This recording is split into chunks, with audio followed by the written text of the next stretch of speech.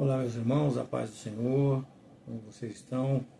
Estamos aqui para mais uma aula da Escola Bíblica Dominical, neste primeiro trimestre de 2025. Hoje nós estamos na lição número 9 e estaremos falando com os irmãos a respeito de quem é o Espírito Santo. Também sobre as heresias a respeito disto, né, meus irmãos? É um assunto muito complexo, poucas pessoas têm um entendimento conciso e verdadeiramente eficaz a respeito dessas coisas, e hoje nós traremos para vocês com concisão todo o entendimento do Espírito Santo. É lógico que não vamos esgotar o assunto, mas com certeza na nossa visão pentecostal das Assembleias de Deus nós estaremos trazendo e apresentando tudo para os irmãos, amém? Meus queridos, na teologia cristã, pneumatologia é a doutrina que estuda o Espírito Santo. Pneumatologia, ok?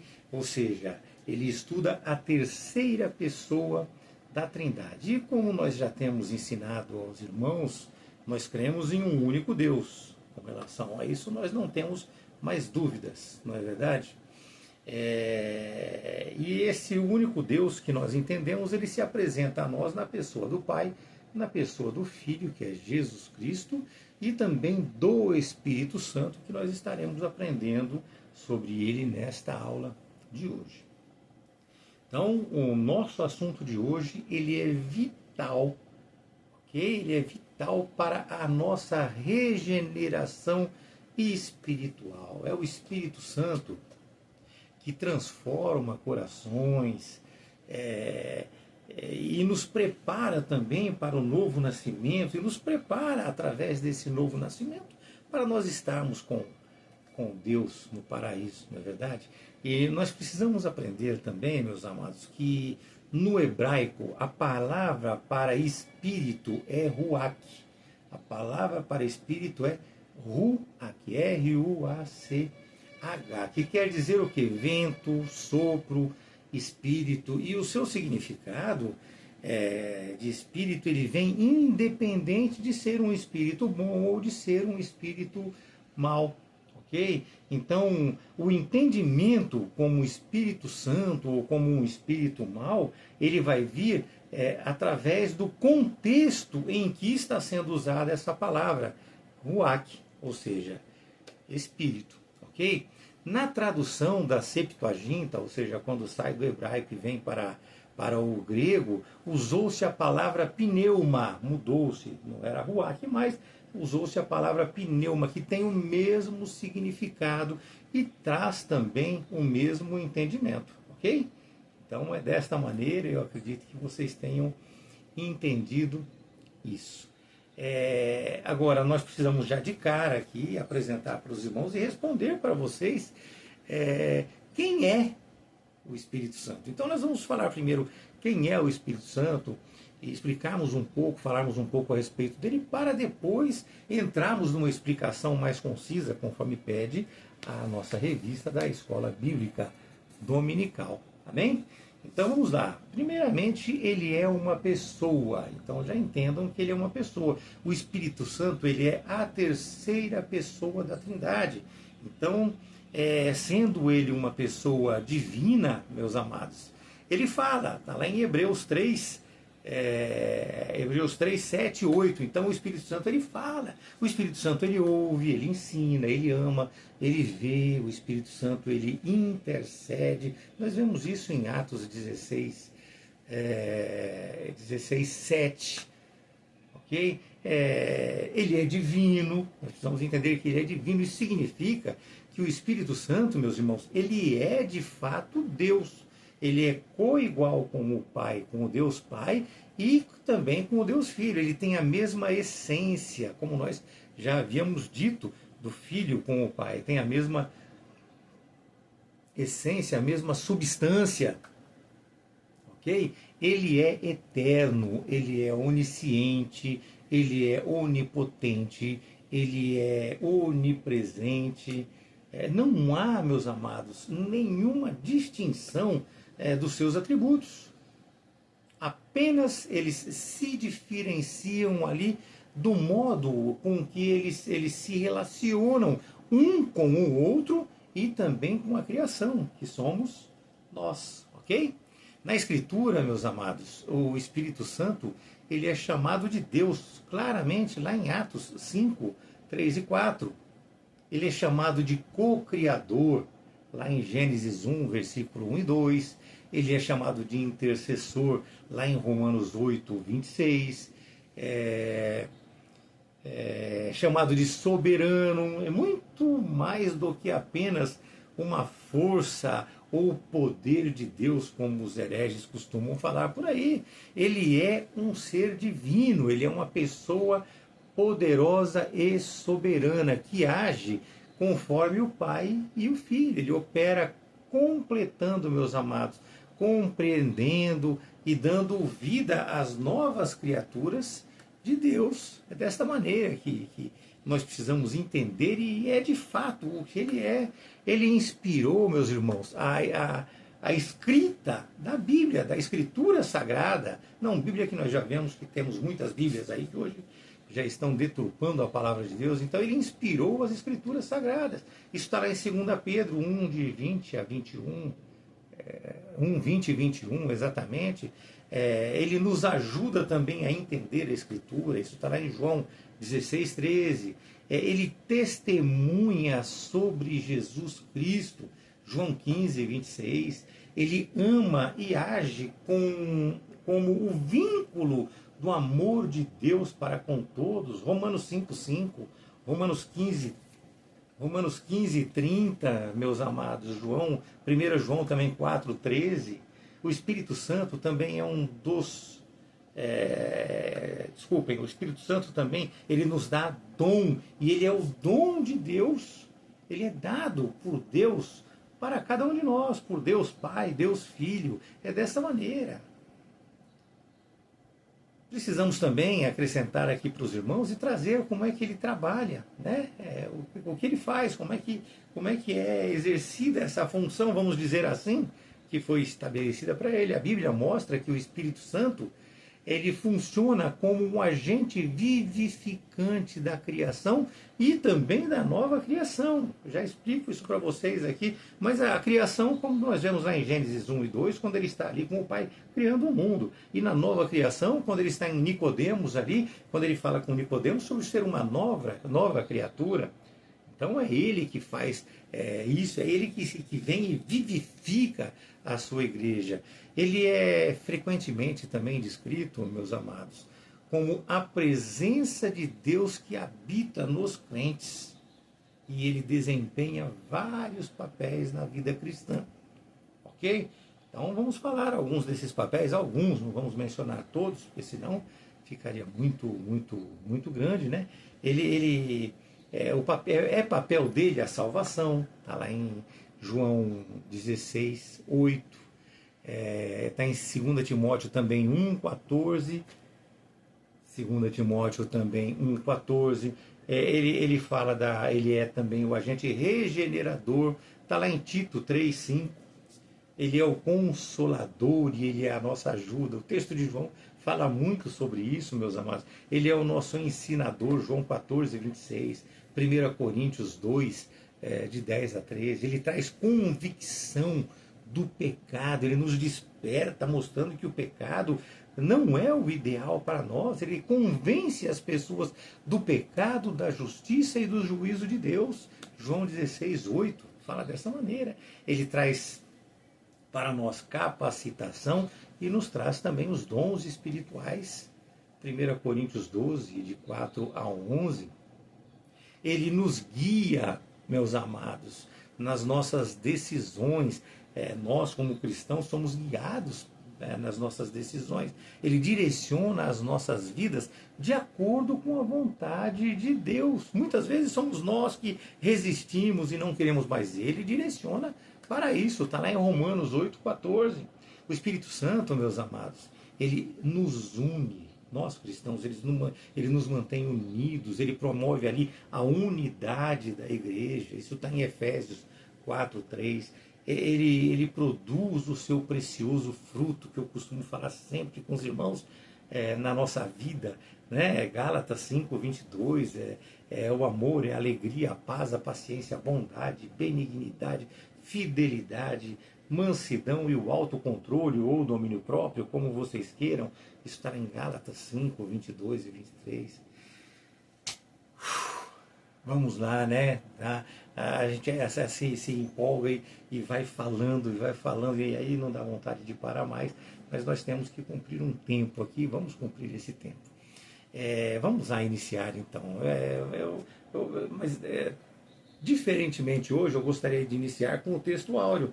O texto áureo está em 2 Coríntios 3,17, diz assim: ora, este Senhor é o Espírito, e onde está o Espírito do Senhor, aí há liberdade, meus amados. É dessa maneira que nos traz aqui o texto áureo da nossa lição número 9. Meus irmãos,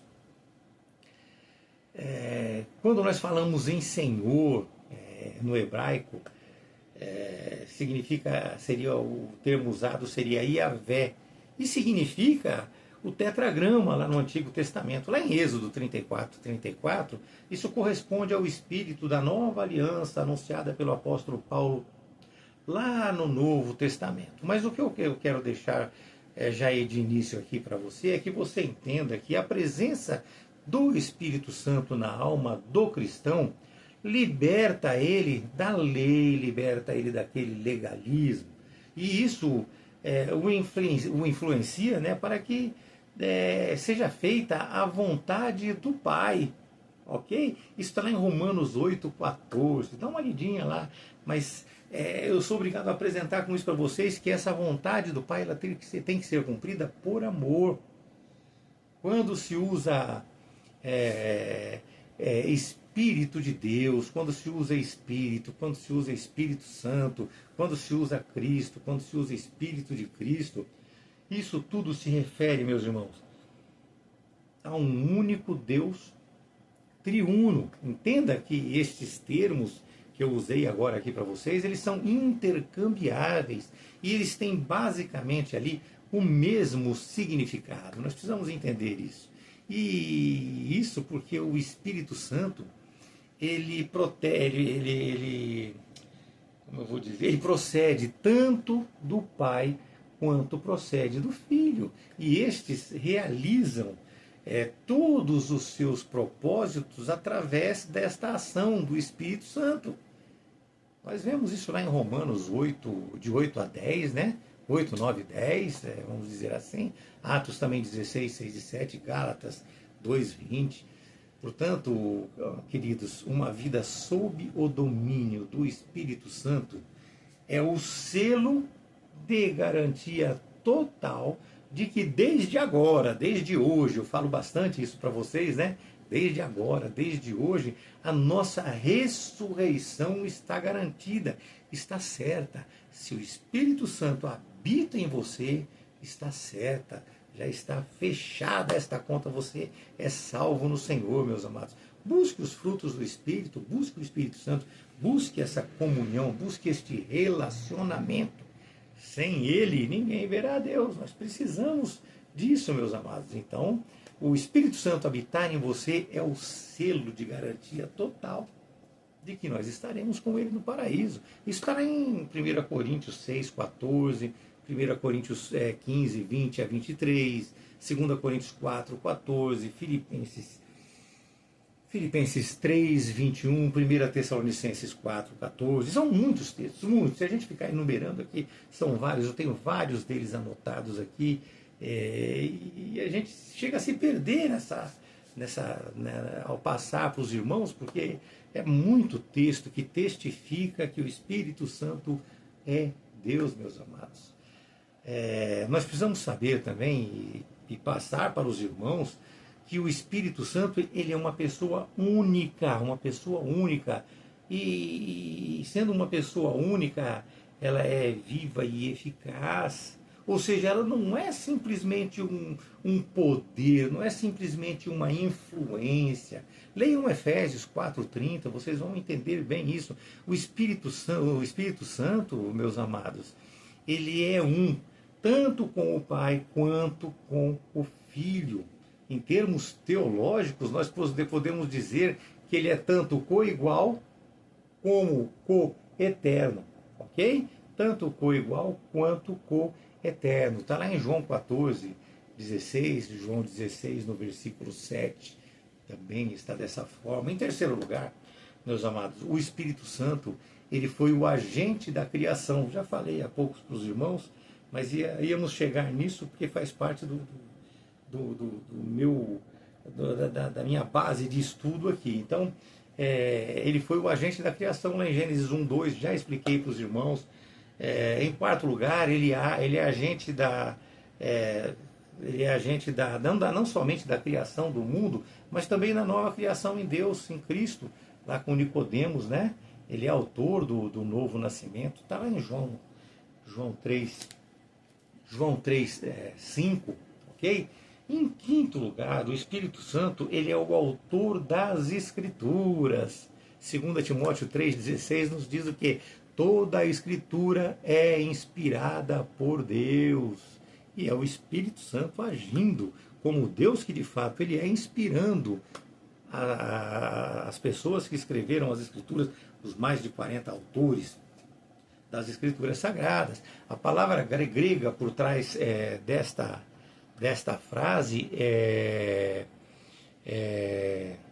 nós já estudamos, neupneustos, teopnestos, meus amados. Isso significa o quê? Significa que foi soprado por Deus, teopnestos. Significa que a palavra de Deus ela foi soprada por Deus, ou seja, inspirou os escritores, né?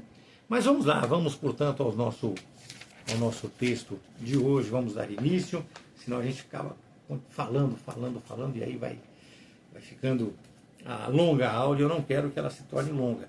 O nosso texto de hoje está em João 14:16, 17 e 26. E João 16, de 7 a 14. Ok? João 16, de 7 a 14. Meus irmãos,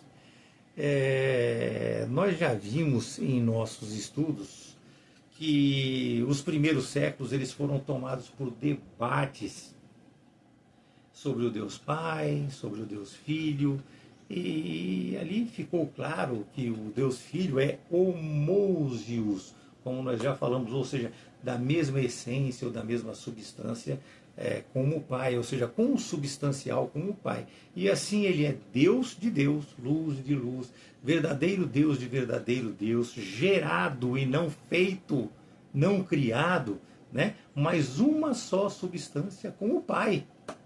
Ok? Só que as controvérsias ali elas prosseguiram, porque a sua formulação, a formulação disso tudo, declara também o mesmo sobre o Espírito Santo. Ok? O mesmo, exceto o fato de que o Filho se tornou carne, 100% carne. Isso não coube ao Espírito Santo, mas o resto é tudo igual. Ok? Então, ele é Deus da mesma forma. Então, é isso, e a controvérsia ali, ela continua. E assim, trouxeram os hereges dúvidas, e muitas dúvidas sobre o Espírito Santo. Mas a resposta ela é simples e direta, meus amados. Tudo o que foi dito acerca do Filho, o mesmo se diz do Espírito Santo. Não se tem dúvida disso, exceto o fato de que o Filho se tornou carne, como eu já falei para os irmãos. Porque as Escrituras afirmam, né, de uma maneira direta que o Espírito Santo ele é Deus, revelando nele, meus amados, os atributos exclusivos da divindade, bem como as obras de Deus, embora estas passagens sejam mais abundantes na relação com o Filho do que com o Espírito Santo, não podemos esquecer disso. Mas vamos lá, vamos já entrar no nosso primeiro assunto aqui. O primeiro assunto fala sobre o Consolador, ou seja, sobre o outro Consolador. Este texto está lá em João 14,16. E aqui, meus amados, no texto, o autor fala sobre outro Consolador. Nós precisamos esclarecer apenas isso. E eu rogarei ao Pai, e Ele vos dará outro Consolador. Então é esse adjetivo outro que nós vamos falar aqui com os irmãos. Entenda que Jesus, ao andar sobre a terra, Ele foi Consolador de fato. E assim como os discípulos nada podiam fazer sem Jesus, nós também dependemos da ajuda do Paráclito, que nós vamos aprender o que é isso também, para qualquer ação material e espiritual. Ok? Mas vamos lá, voltando aqui ao termo outro, que vem do grego allos. Outro que vem do grego allos, A-L-L-O-S, e não de héteros. Não preciso nem soletrar héteros, todos vocês conhecem. Do grego héteros, porque o termo héteros no grego quer dizer o quê? Outro, diferente, desigual, é outro separado. Enquanto o termo allos é outro diferente numericamente apenas. Ou seja, é um de dois. Então é outro diferente somente numericamente. Mas ele é igual, ele é tal qual, ele é da mesma forma, ou seja, da mesma natureza, ou seja, é igual ao outro. Espero que tenha ficado claro para vocês. Então é dessa maneira. Agora que fique muito claro, meus amados, que Jesus ele veio para a nossa vida eterna, ele veio para a nossa justificação e veio também para a nossa salvação. Enquanto, meus irmãos, o Espírito Santo ele veio para, enquanto aqui nesta terra nós estivermos, ele estar em nossa vida interna, meus amados, em nossa vida interna. Porque nós somos a habitação do Espírito Santo, então ele estará aqui habitando em nós, em cada um de nós, de forma individual. E assim ele nos ensina, assim ele nos lembra, ele nos guia em toda a verdade divina, para que nós possamos dar testemunhos do Senhor Jesus. Leiam João, olha como é extenso, mas é muito importante. Leiam João do capítulo 14 ao capítulo 16. É muito esclarecedor. Fica longo para nós lermos aqui durante a nossa aula. Mas vai ser muito simples o entendimento para vocês. Mas é muito esclarecedor. João capítulo 14 ao capítulo 16.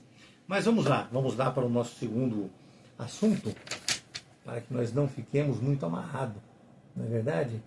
Aqui nós vamos falar sobre a sua deidade, atributos e obras, né? Nós vamos falar aqui sobre o Paracleto, lá em João 16, 17. Nós podemos com certeza dizer que o Paracleto, ele significa outro consolador, da maneira como nós falamos para os irmãos, porém semelhante a Jesus. Mas o que significaria Paracletos na leitura dela mesmo? Quer dizer que é para o lado de. E kletos significa convocar, ou chamar para o lado. Na Septuaginta, um entendimento disso é alguém chamado para ajudar, para socorrer, para aconselhar. É alguém que traz em si, desde a antiguidade, meus amados, o sentido de advogado. E aqui nós chegamos, que nós cantamos aí, louvamos e falamos que ele é o advogado fiel, né? Ocorre que muitas versões americanas e inglesas da palavra é traduzida por ajudador, confortador ou consolador. Mas, como nós já vimos no início da nossa aula, são muitos os atributos do Espírito Santo e também muitas funções do Paráclito. E vemos que cabe realmente a ele todos estes adjetivos, né? Ele usa esse termo paráclito, e esse termo, meus irmãos, ele é polissêmico, ele tem vários sentidos, nós precisamos entender isso. E como nós já dissemos, ele é também, e tem também o sentido de advogado, ajudador, convencedor, intercessor, conselheiro, intérprete das Escrituras, consolador, entre outros tantos. Então, portanto, chamado Deus. E de fato ele é Deus, meus irmãos. Vejam lá em Êxodo 17, comparando com Hebreus 3, 7 e 9, esta afirmação. Também lá em Juízes 15, 14, quando é comparado com Juízes 16, 20 também. Nós vemos Atos 5, versículo 3 e 4. Samuel, capítulo 23, versículo 2 e 3. Isaías também, 6, versículo de 1 a 10. Atos 28, de 25. Atos 28, de 25 a 27, Ezequiel 8, de 1 a 3, 1 Coríntios 3, 16, 2 Coríntios 3, 17 e 18. É dessa maneira. São muitos textos, meus amados. Então, depois, se vocês quiserem mais, nós passamos também. Irmãos, o termo grego paráclito, ou paráclito, eu costumo ler paráclito, ele aparece 5 vezes no Novo Testamento. 5 vezes, apenas ali no Novo Testamento. Ele está em João 14, 16, 14, 26, 15, 26, 16, 7. E no capítulo 2, no seu primeiro versículo também. Embora nesse último aqui, no capítulo 2, no versículo 1,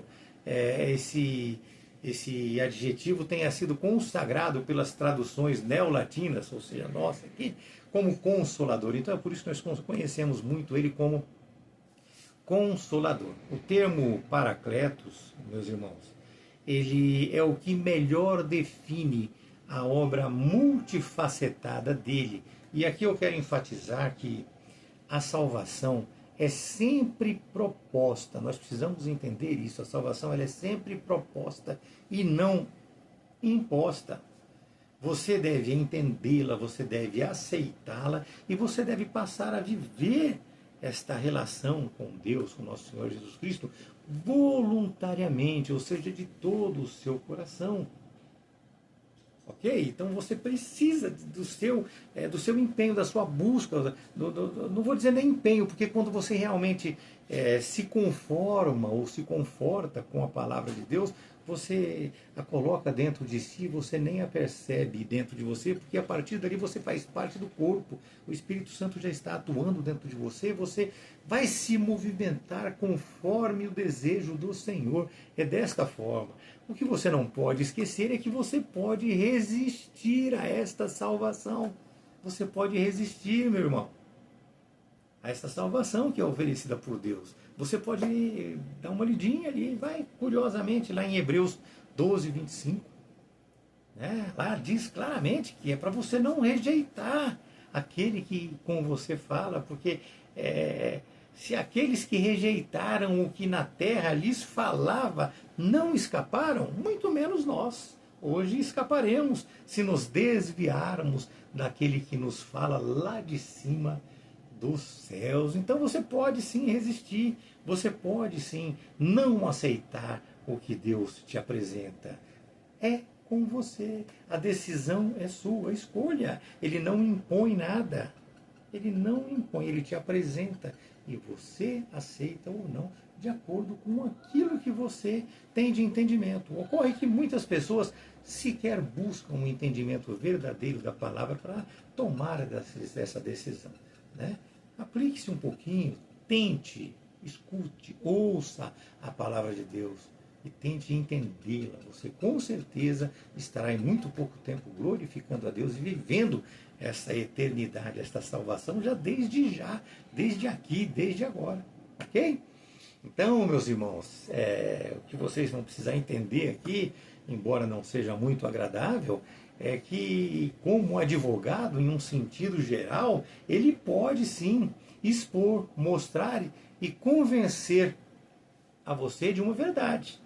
Ok? Só que em uma conotação também jurídica, ele pode provar que uma pessoa está errada, ou mostrar e apresentar uma pessoa culpada. Ok? João 8,46 fala dessa maneira. E assim ele vai se tornar também como que um advogado ali de acusação, como que ali digamos assim, um promotor, mas para o nosso entendimento, ok? Portanto, ele vai apresentar, veja bem o que eu estou falando, unjam seus ouvidos, ele vai apresentar a culpa do mundo diante de Deus. Ele condena as pessoas do mundo em seus próprios corações quando elas estão pecando, quando elas estão errando. Então ele traz esse despertar para você através do Espírito Santo. Então ele te acusa, ele vai falar, não pode, não faça, não deve, não é assim. É dessa maneira, meus amados. E com isso ele vai tentar te levar ao arrependimento. Pode usar um anjo, pode usar quem quer que seja uma pessoa nesta terra, mas ele vai tentar te levar ao arrependimento, para que você se arrependa e se entregue verdadeiramente a Deus, meus amados. Mas vamos lá, vamos prosseguindo, eu acredito que ficou claro. E aqui nós já entramos aqui no segundo assunto. Nós vamos falar aqui sobre a divindade, né? Sobre a divindade do Espírito Santo. Nós já falamos sobre isso na introdução da nossa aula, mas eu acredito que aqui ainda cabe, meus irmãos, ainda cabe falar sobre a declaração de fé das Assembleias de Deus. Eu li bastante ela. Ela fala assim: cremos, professamos, ensinamos que o Espírito Santo é a terceira pessoa da Trindade. Simples. Ele é Deus igual ao Pai e ao Filho. Ele não é uma parte da divindade, e sim Deus em toda a sua plenitude. Portanto, ele é incriado, ele é autoexistente e absolutamente autônomo, meus amados. Autônomo. Mas que fique claro, tá? Que fique muito claro que não é porque ele é a terceira pessoa da Trindade que ele seria inferior ao Pai ou mesmo ao Filho, como algumas heresias tentam torná-lo. Ok? Estes são apenas termos teológicos para demonstrar a missão de cada um, a obra e a função de cada um dessas três pessoas que são um único Deus. Que fique muito claro para vocês. Três pessoas que são um único Deus. Veja que de acordo com o tempo, o Pai ele é mais enfatizado. Ele está mais enfatizado ali no Antigo Testamento. Fica muito fácil de ver isso. O Filho ele já é muito manifestado ali no Novo Testamento. Que foi quando ele se fez carne, ele habitou entre nós. E assim, quando da sua ascensão aos céus, ele deixa conosco o Espírito Santo, e ele está conosco em todos os momentos da nossa vida, nos acompanhando. Portanto, as três pessoas da Trindade são o mesmo Deus, cada um cumprindo o seu papel no propósito relacionado ao ser humano. Nós podemos ler isso em Mateus 28:19, 1 Coríntios 13:13, Romanos 5, de 1 a 5, 1 Coríntios 12, 4 a 6, Efésios 4, de 4 a 6. Ok? Então nós podemos ler isso lá. Irmãos, vejam melhor, não vamos ler, eu ia ler o último texto, Efésios, mas vamos lá para 2 Coríntios 13, 14, que eu nem mencionei. Vamos lá, 2 Coríntios 13, 14, diz assim: a graça do Senhor Jesus e o amor de Deus e a comunhão do Espírito Santo sejam com todos. Amém. É a bênção apostólica, meus amados. E nós vemos que aqui não é o Deus sendo mencionado em primeiro lugar, mas Jesus em primeiro lugar. Então, essa hierarquia que as pessoas tentam impor não existe. É um único Deus. É um Deus triuno. É um único Deus que vem através de três pessoas diferentes, formando um mesmo Deus para a nossa salvação, para a nossa consolação, para a nossa transformação. meus amados. É dessa maneira. Entenda também, e nós precisamos deixar claro, não sei nem se eu já comentei com os irmãos, mas de qualquer forma eu volto a falar, né, que o Espírito Santo, ele não é uma força impessoal. Aqui eu já sou obrigado a mencionar os testemunhas de Jeová. Né? Eles usam o texto de Gênesis 1:2, que nós também usamos, mas eles usam de uma maneira diferente. Eles dizem que o Espírito Santo ali é uma força ativa de Deus, que ele não existe. Que ele é uma força ativa de Deus apenas. Eles dizem que ele é como a gravidade ou o magnetismo. Isso é uma heresia, meus irmãos. Nós já vimos nas aulas anteriores sobre isso. Eles, na sua Bíblia, que nós já falamos também, que é uma Bíblia que eles escreveram da maneira como eles quiseram, mudaram muitos textos. Eles traduzem o Espírito Santo, Jesus, com letras minúsculas. Tá? Com letras minúsculas. Mas, meus amados, já falamos no início os textos que testificam as ações do Espírito Santo como pessoa, como Deus. Ok? Eu vou acrescentar para vocês, aqui mais dois textos. Eu vou acrescentar para vocês aqui mais dois textos. Marcos 3:29 diz assim para nós. Diz que aquele que blasfemar contra o Espírito Santo nunca terá perdão, mas está em perigo até de condenação eterna. Ou seja, não dá para você blasfemar de uma coisa como eles querem afirmar, ou de uma força motriz, ok? Não dá para você blasfemar contra algo, você só consegue blasfemar contra uma pessoa. Portanto, o Espírito Santo é Deus, formando um só Deus, com o Pai e com o Filho. O outro texto muito interessante, muito importante para nós também, está em Atos 5, 3 e 4.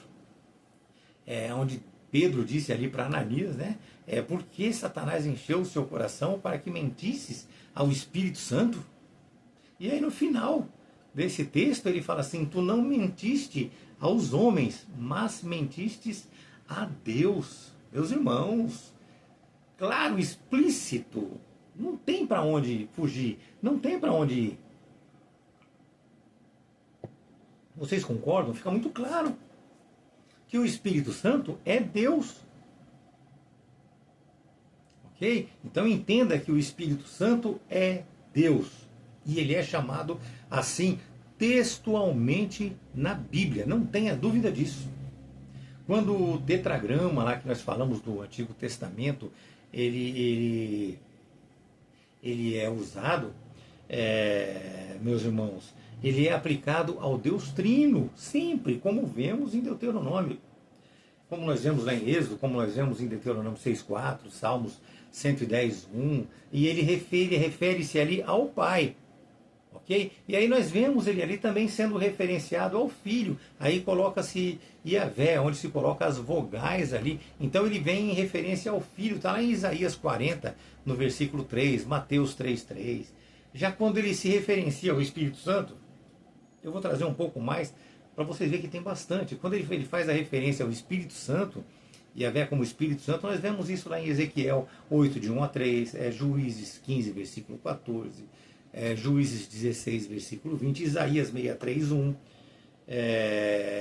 Isaías 63, de 1 a 14, ok? Êxodo 17, no versículo 7, Hebreus 3, versículo de 7 a 9. São muitos textos, meus irmãos, são muitos textos. Não convém nem ficar aqui gastando tempo com isso, mas se vocês precisarem eu passo no pessoal para vocês, ok? 1 Coríntios também 3,16, não sabeis que vós sois o templo de Deus? Olha, não sabeis que vós sois o templo de Deus? Nós, cristãos, verdadeiros cristãos, somos o templo de Deus, e o Espírito Santo de Deus habita em nós. Se nós somos o templo de Deus e é o Espírito Santo que habita em nós, quem é o Espírito Santo? É Deus, meus amados. Existe dúvida disso? Não tem uma coisa mais forte para poder agregar em nós esse conhecimento. A afirmação de que o Espírito Santo ele é Deus, ele habita em nós. Nós já falamos também no início da nossa aula sobre os seus atributos, os atributos divinos. a onisciência, a onipresença, a onipotência. Já falamos também das suas obras. E lembro aqui que ele é criador junto com o Pai, junto com o Filho, conforme nós já falamos e comentamos, Gênesis 1, 2, Salmo 104, 30, Jó 33, 4, Colossenses 1, de 15 a 18. Ele é o Deus Pai, ele é o Deus Filho, ele é o Deus Espírito Santo. E juntos eles criaram todas as coisas.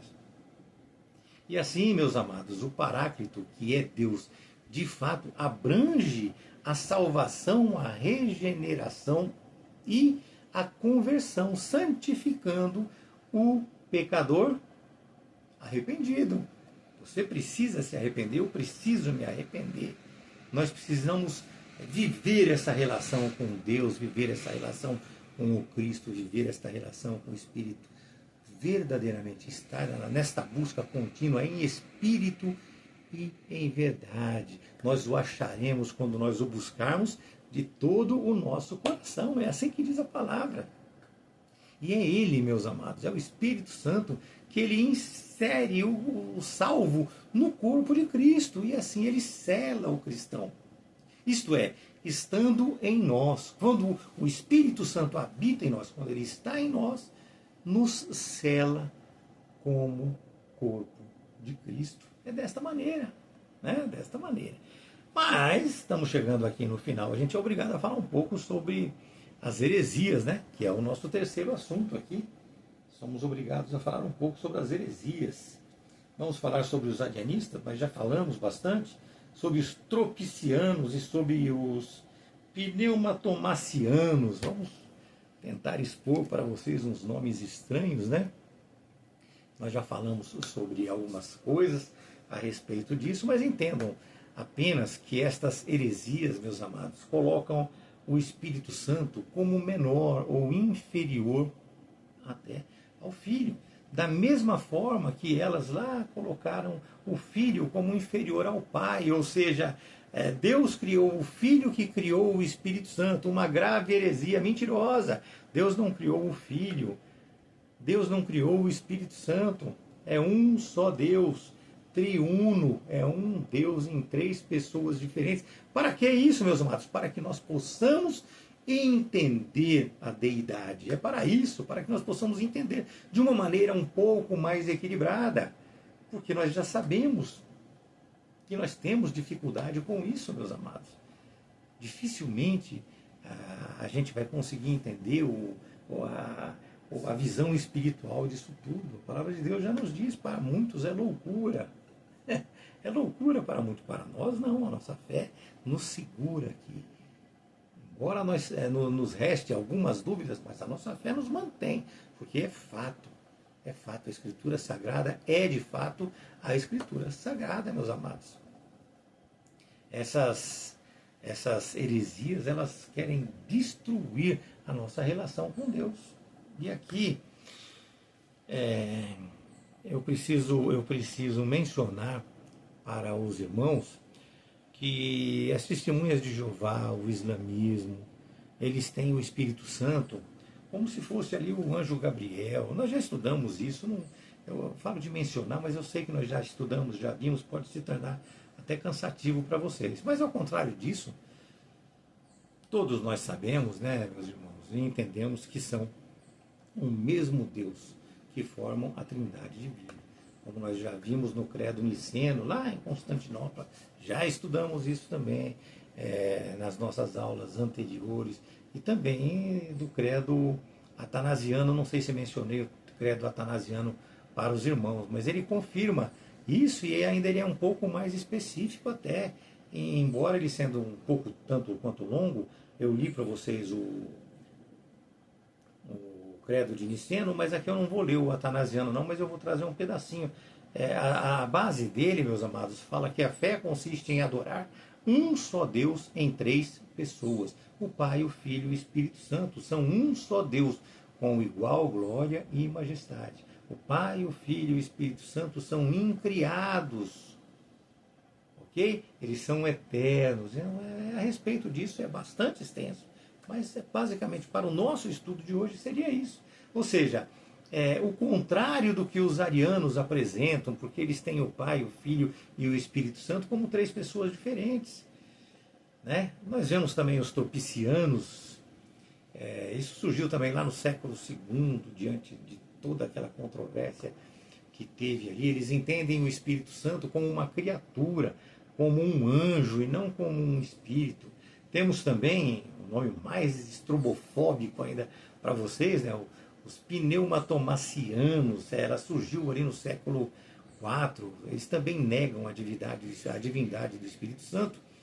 E eles são derivados também do arianismo, do docentismo, como todos os outros, e que fique mais do que certo também a todos vocês, e não posso deixar de mencionar que os testemunhas de Jeová são na atualidade, junto com o islamismo, os maiores, né, os maiores opositores com relação à divindade e com relação a tudo isso que nós já mencionamos hoje.